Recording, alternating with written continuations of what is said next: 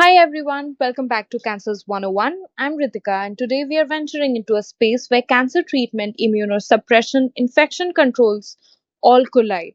Tissue and organ transplantation in cancer patients.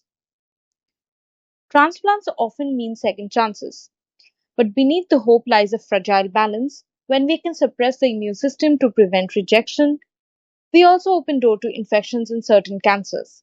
As always, I'm joined by Aditi, our go-to expert on cancer biology. Aditi, these transplant risks are often underestimated, aren't they? Yes, they are. Post-transplant patients are walking a biological tightrope.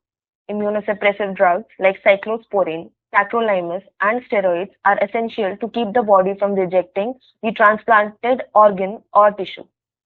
But here is a trade-off.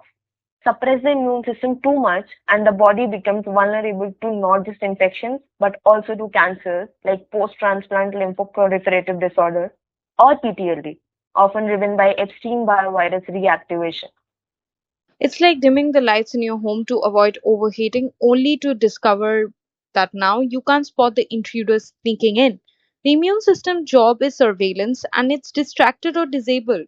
Cancer cells and pathogens start creeping in. Let's talk about infections. What are the most important and common culprits in post transplant cancer patients? Great question. Depending on the type of transplant, patients can face cytomegalovirus, CMV, leading to colitis, hepatitis, or pneumonitis. BK virus, especially in kidney and stem cell transplants, causing hemorrhagic cystis. Fungal infections like Candida or Aspergillus, which are often fatal if not caught early. Reactivation or latent virus like EBV or herpes viruses. And remember, the timeline matters. Bacterial infections dominate in the first month, but viral and fungal infections tend to surface later. So it's not just a single fight, it's a whole war at different stages. And the pathogens don't always follow the rules. Some of them lie now, strike when the immune system hits its weakest point. Let me walk you through a real case study that stuck with me. A 45-year-old man with myelodysplastic syndrome underwent an allogenic stem cell transplant.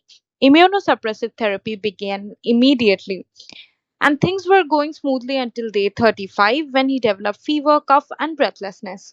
Test reveals CMV reactivation along with invasive aspergillosis. His care team had to urgently scale back the immunosuppressants, but doing so triggered graft versus host disease. He was caught in a vicious cycle. This case reflects how tight the margin is. Reduce immunosuppression and risk rejection. Keep it too high and let infections or cancers bloom. Managing these patients is like flying a plane through turbulence with no autopilot.